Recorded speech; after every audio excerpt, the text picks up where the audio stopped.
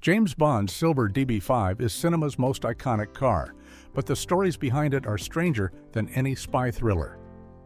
From a daring 1997 heist that's still unsolved to a toy car painted the wrong color that became a bestseller, the DB5's journey is filled with bizarre twists.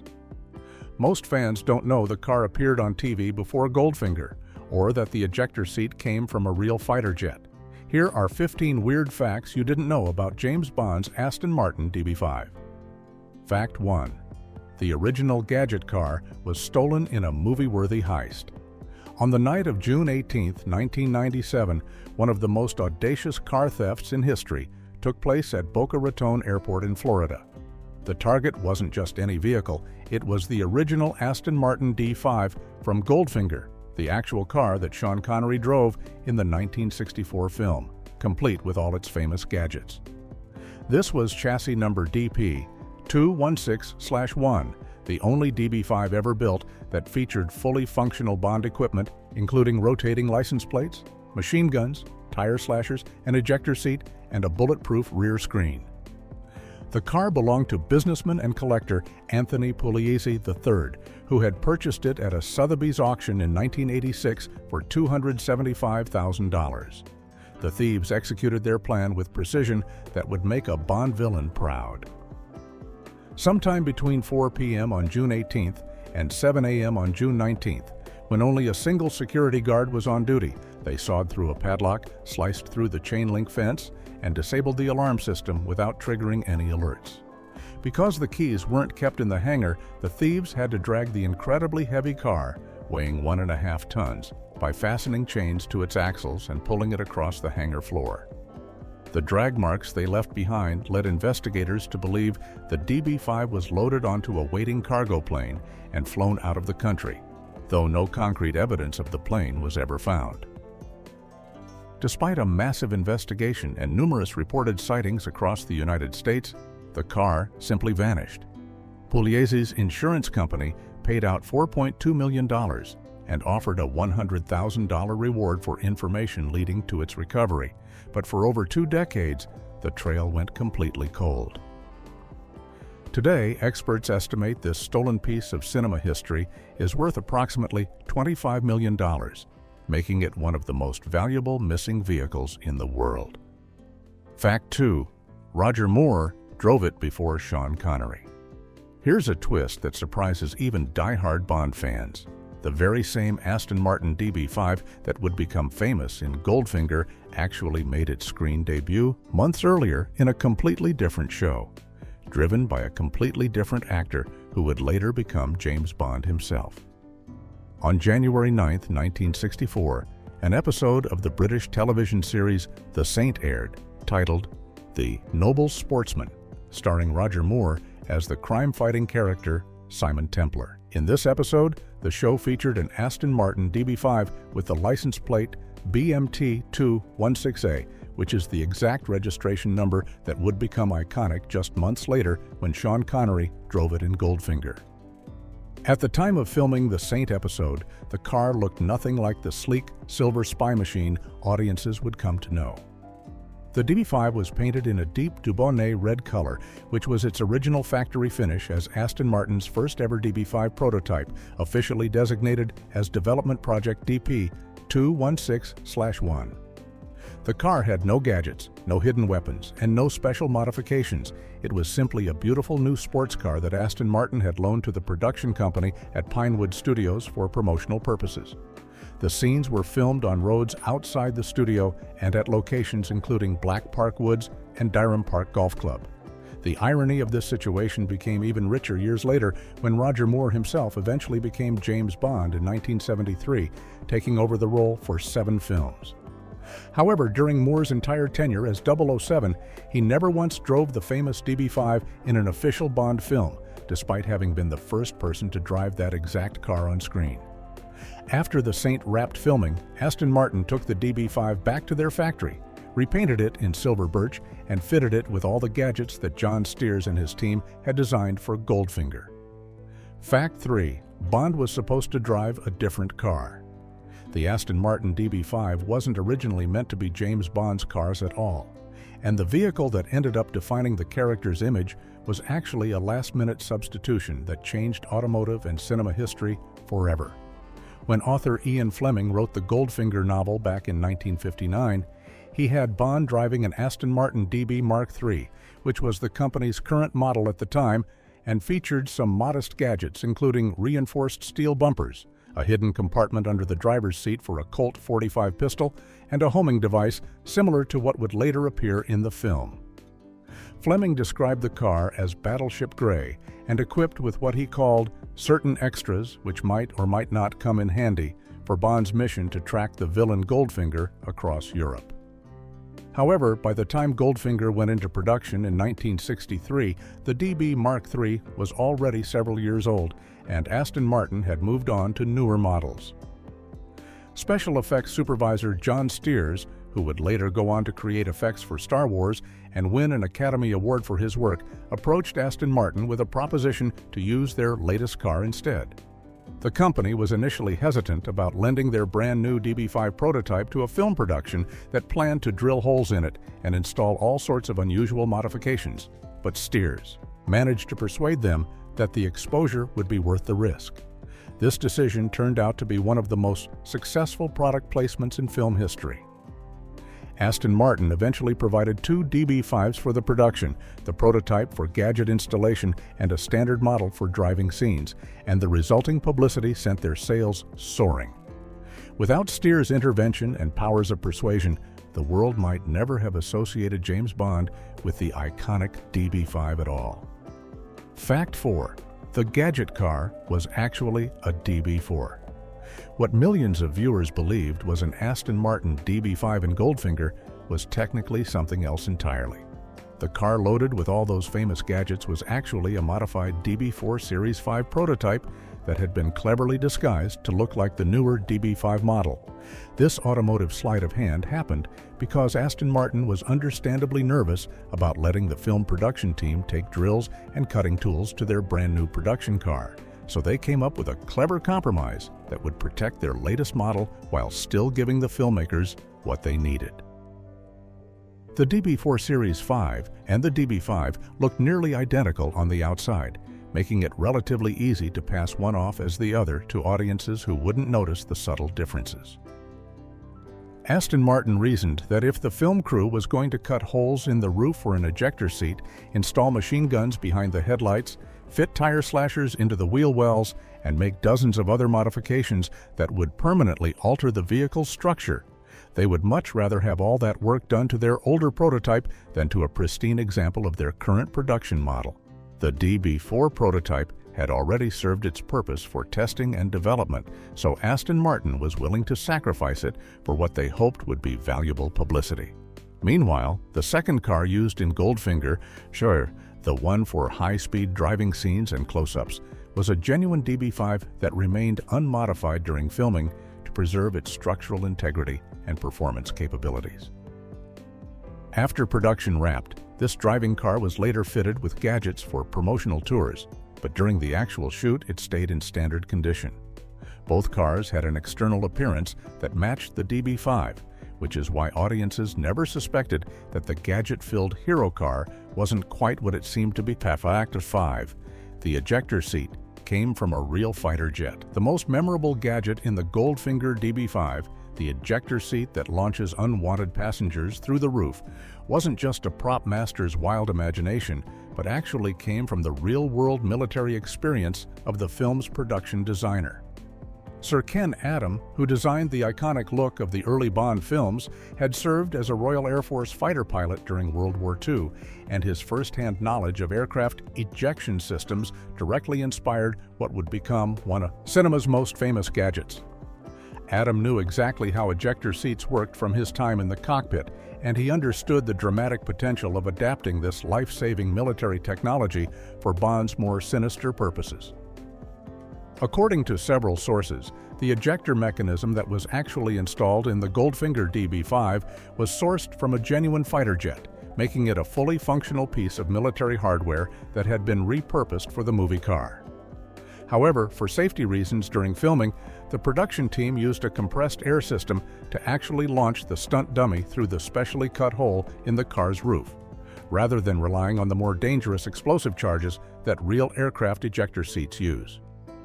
The iconic scene where Bond dispatches a villain by flipping open the red button hidden in the gear shift and sending him skyward became one of the most quoted moments in the entire franchise.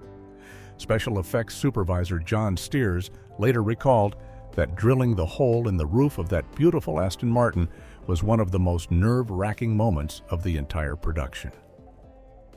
He remembered marking out the spot, taping it off, walking away for a cup of coffee to steady his nerves, then finally coming back and drilling through the pristine roof panel, knowing there was no going back once that first hole was made in the car's body.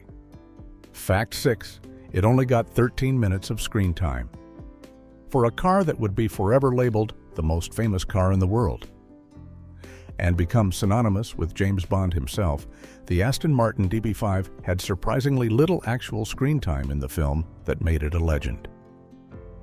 In the entire 2-hour runtime of Goldfinger, the DB5 appears for just 13 minutes total, yet those brief moments were powerful enough to completely transform both the car's legacy and Aston Martin's entire future as a company. This short appearance proves that sometimes quality matters far more than quantity when it comes to making a lasting cultural impact. The car's screen time is divided between two main sequences in the film. First, the scene where Q introduces Bond to the vehicle and demonstrates all its special features in the workshop. And second, the thrilling chase sequence through the Swiss Alps where Bond puts those gadgets to use against Goldfinger's henchmen. During that chase, audiences watched Bond deploy the tire slashers, the smoke screen, the oil slick, the bulletproof rear shield, and of course the unforgettable ejector seat, all within a compact and perfectly paced action sequence that left viewers wanting more. The impact on Aston Martin was immediate and dramatic. After Goldfinger premiered in September of 1964, the company saw their sales increase substantially, with the DB5 being described in promotional materials and news coverage as the most famous car in the world. The two DB5s used in filming were displayed at the 1964 New York World's Fair to promote the film, drawing massive crowds of curious spectators. What started as a hesitant product placement decision by Aston Martin's management became one of the most successful marketing partnerships in automotive history, all from those 13 precious minutes of cinema. Fact 7. The Corgi toy was painted gold by mistake. The Corgi toy version of James Bond's DB5, which became the biggest selling toy of 1965 and went on to sell nearly 4 million units, was actually the wrong color, and that mistake might have been exactly what made it so successful. When Corgi Toys rushed to get their die-cast model into shops in time for Christmas 1965, executives faced a last-minute crisis that would lead to one of the most famous decisions in toy manufacturing history. The company had received silver-painted factory samples to review, which should have matched Bond's iconic silver birch DB5 from the film, but when the Corgi bosses examined these prototypes, they worried that the silver finish looked too much like unpainted base metal and might make customers think the toy was unfinished or cheap. With the holiday shopping season rapidly approaching and no time for delays, Corgi made the snap decision to paint all the production models in gold instead of silver, reasoning that the gold color would make the toy look more special and premium while also creating a clever connection to the film's title, Goldfinger.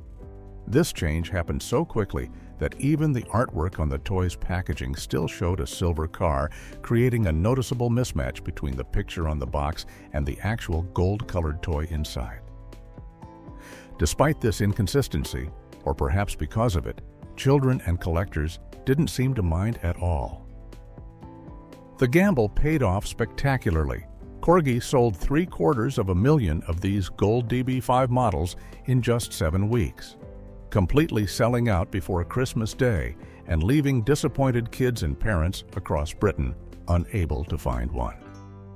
The toy won the award for Best Boys Toy of 1965, and Corgi continued producing them for years afterward, eventually releasing a silver version in 1968 that was closer to the film's actual color. Fact 8. The gadgets weighed over 300 pounds. While the gadget-laden DB5 looked sleek and agile on screen, behind the scenes it was a completely different story. All those wonderful spy devices that made the car so memorable also made it incredibly heavy and nearly impossible to actually drive properly. The combined weight of the ejector seat mechanism, the machine guns, the tire slashers, the bulletproof shield, the oil slick and smokescreen systems, and all the other modifications added more than 300 pounds to the car's original weight, fundamentally changing how it handled and performed. This extra bulk turned what should have been a nimble sports car into something much more cumbersome and difficult to maneuver, which is exactly why the production needed a second unmodified DB5 for all the high-speed driving sequences. The most serious problem came from the .30 caliber Browning machine guns that were installed behind the front indicator lights. These guns were positioned in the front fenders in a way that severely restricted the steering mechanism's range of motion, reducing the car's steering angle to just 5 degrees instead of the normal full range. This meant the gadget car could barely turn at all, making it essentially useless for any of the chase scenes that required sharp corners or quick maneuvering through narrow Swiss mountain roads. The filmmakers had to carefully plan which shots would use the gadget car and which would use the lighter, more agile driving car, ensuring that viewers never noticed they were actually watching two different vehicles. The weight distribution also affected the car's balance and handling characteristics, making it slower to accelerate and more difficult to control at higher speeds. This practical limitation explains why so many of the gadget demonstrations in the film happen while the car is stationary or moving slowly, rather than during full-speed action sequences where the car's compromised handling would have been impossible to hide from audiences. Fact 9. Two different cars, Purtiers, were used for different license plates. Eagle-eyed Bond enthusiasts and car historians have discovered a fascinating detail that helps them identify which of the two original Goldfinger DB5s appears in any given scene. The license plates on the two cars featured slightly different typography that serves as a kind of fingerprint for each vehicle. Both cars displayed the famous BMT 216A registration number that became iconic around the world, but the lettering style on each plate was noticeably different if you knew what to look for. The gadget car, which was the modified DB4 prototype, had license plates with more rounded, softer letter forms, while the driving car, which was the genuine DB5 used for high-speed sequences, featured plates with boxier, more angular lettering. This subtle typographic difference wasn't intentional or part of any planned design. It simply resulted from the plates being made at different times or by different manufacturers, which was common for film productions that needed multiple versions of the same prop. However, this seemingly minor detail has become an invaluable tool for Bond historians and collectors who want to trace the provenance of specific cars or identify which vehicle appears in particular scenes from the film. By carefully examining screenshots and production photographs, experts can now definitively say whether they're looking at the gadget car or the driving car based solely on the shape of the letters on the license plate. This kind of forensic analysis has become increasingly important as the history and fate of each original Goldfinger DB5 has been documented over the decades. Knowing which car is which helps establish authenticity for auction houses, museums, and collectors, especially given that additional DB5s were later built for promotional purposes and that some cars have changed hands multiple times or been modified after their original film use, making their individual histories more complex to untangle. Fact 10. Only 1,021 DB5s were ever built. Despite being arguably the most famous car in the world, the Aston Martin DB5 is remarkably rare. The company produced just 1,021 examples during the model's entire production run from 1963 to 1965, making it far scarcer than most people realize. To put this in perspective, modern car manufacturers produce that many vehicles in a matter of hours or days. But Aston Martin's tiny factory in Newport Pagnell, Buckinghamshire, took over 2 years to hand-build just over 1,000 DB5s. This incredibly limited production run was divided among 899 coupes, which Aston Martin called saloons, 123 convertibles, and 12 extremely rare shooting brakes, which were custom station wagon versions. The DB5's short production period of barely more than 2 years meant that even when the car was new, it was an exclusive and expensive machine that only the wealthy could afford, with a price tag of about £4,175 in the United Kingdom, which would be equivalent to roughly £92,000 in today's money. The convertible models were particularly scarce, with only 19 of the 123 built being left-hand drive versions for export markets. Even rarer were the Vantage specification DB5s, which featured a more powerful engine with 3 Weber carburetors producing 325 horsepower instead of the standard 282. Only 65 Vantage coupes and 12 Vantage convertibles were ever made. The shooting brake versions deserve special mention as the most unusual DB5 variant. The first one was custom built by the factory specifically for David Brown, the company's owner, who was an enthusiastic hunter and dog owner and needed a practical estate car. And then 11 or 12 more Koopas were converted by independent coach builder Harold Radford to create these distinctive station wagon variants that are incredibly valuable today. Fact 11. The stolen car is worth $25 million today. The value of the Goldfinger DB5 that vanished in 1997 has skyrocketed to almost unimaginable levels over the past few decades, with experts now estimating that the missing car would be worth approximately $25 million if it were to appear on the market today. This astronomical price tag makes it one of the most valuable stolen vehicles in history and reflects not just the car's rarity and condition, but its unique status as the only DB5 ever built with fully functional Bond gadgets that actually appeared on screen with Sean Connery. When owner Anthony Pugliese originally purchased the car at auction in 1986, he paid $275,000, which seemed like a substantial sum at the time, but represents just a tiny fraction of what the car would command now.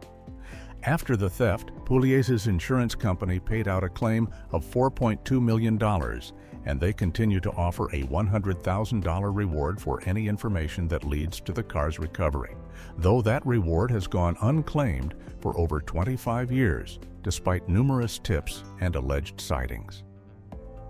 Christopher Marinello, who runs Art Recovery International and has been hired to track down the stolen DB5, has said he believes he knows where the car is located, with credible intelligence suggesting it ended up in a private collection somewhere in the Middle East.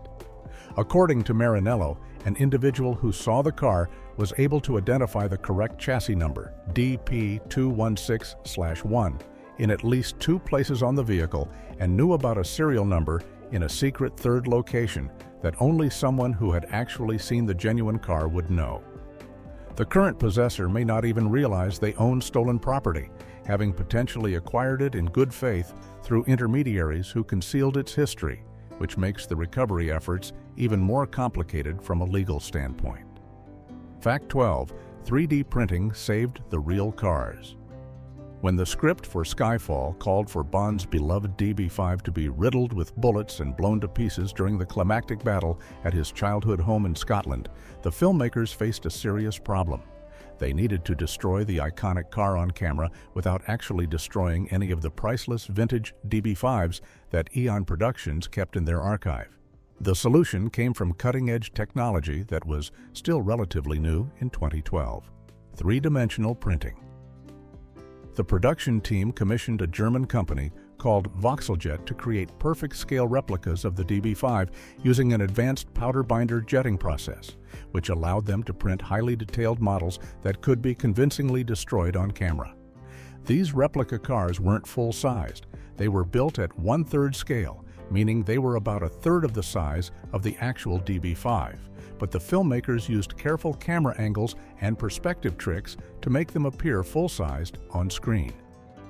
3 separate 1/3 scale models were printed in Friedberg, Bavaria, and then shipped to Prop Shop at Pinewood Studios in the United Kingdom, where skilled craftspeople painstakingly added all the finishing details, including paint, chrome accents, and interior elements to make them look absolutely authentic. The printed models were made from a special polymer material developed by a company called Evonik, which had the right properties to break apart convincingly when hit by simulated gunfire and explosions.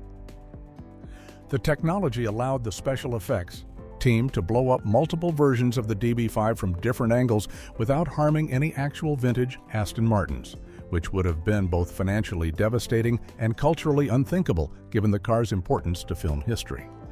The detailed work at Prop Shop ensured that even though audiences were watching miniature models being destroyed, the illusion was so complete that most viewers had no idea they weren't seeing a full-sized car. Fact 13. The car made an appearance. In the Cannonball Run, the original Goldfinger DB5 story didn't end with its time in the Bond films. After Aston Martin took it back following the filming of Thunderball, stripped out all the special gadgets, and sold it as a regular used car, the famous vehicle embarked on a second unexpected cinema career that created one of the most ironic moments in film history. The car passed through several owners over the years, and one of them decided to retrofit it with non-original Bond-style weaponry that wasn't as sophisticated as the original equipment, but was meant to evoke the same spy car mystique. In 1981, this refitted DB5 appeared in The Cannonball Run, a comedy about an illegal cross-country road race, and the casting made the whole situation even more perfect. The driver was none other than Roger Moore himself. Moore played a character named Seymour Goldfarb Jr., a delusional man who genuinely believes he is both Roger Moore the actor and James Bond the spy, and who enters the race driving what he thinks is the genuine Bond car. The layers of meta-humor were extraordinary. Here was Roger Moore, who had already become the third actor to play James Bond in the official film series starting with Live and Let Die in 1973, driving the actual car that Sean Connery had used in Goldfinger, while playing a character who thinks he's both Roger Moore and James Bond. Even more ironic is that Moore had technically driven this exact DB5 before Connery did, back when it appeared in that 1964 episode of The Saint, though Moore never got to drive it during his entire 7-film run as the actual James Bond. The car's registration number in the Cannonball Run was re-registered as 6633PP by this point, having been changed from its famous BMT 216A plates years earlier. Fact 14. One DB5 has 07 in its chassis number. Among all the Aston Martin DB5s ever built, one car stands out for having what might be the most perfect coincidence in automotive history. Chassis number DB5/2007/R, which contains the famous 007 designation right in its official identification number. This numerical alignment wasn't some clever marketing ploy or special request from Eon Productions, but rather a complete accident of Aston Martin's sequential chassis numbering system that just happened to land on those 3 digits when this particular car was built. The coincidence has made this specific DB5 especially desirable to collectors and Bond enthusiasts who appreciate the serendipitous connection between the car's identity and the secret agent who made the model famous. The car with the 007 chassis number actually has legitimate Bond film credentials beyond just its fortuitous numbering. It was one of 2 DB5s used during the filming of Skyfall in 2012, making it a genuine piece of Bond movie history rather than just a regular DB5 that happened to have an interesting serial number. When this car came up for auction at RM Auctions' Automobiles of London sale in 2010, its unique chassis number was prominently featured in the marketing materials and was noted as a particularly attractive quality for potential buyers. The listing pointed out that the car's owner at the time was a director of the Aston Martin Owners Club, and the vehicle had benefited from continuous maintenance and refurbishment by Marque specialists, including a complete engine rebuild and useful suspension upgrades. The coincidental numbering has become part of Bond lore and demonstrates how sometimes pure chance can create connections that feel almost too perfect to be accidental.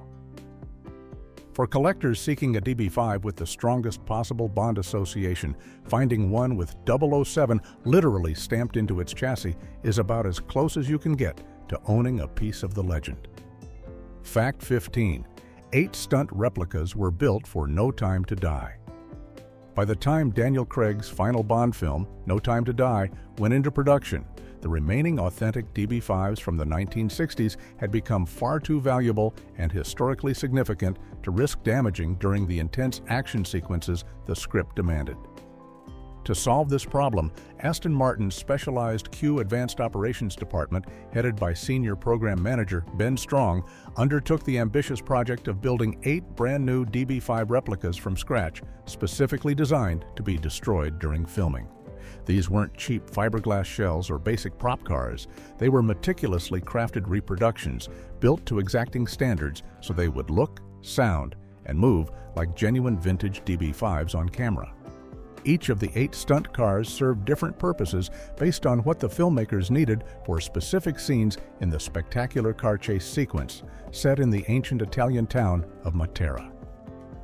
2 of the replicas were designated as gadget cars and were equipped with functioning versions of Bond's famous weaponry, including the smokescreen system, mine dispenser, and machine guns that emerge from behind the headlights.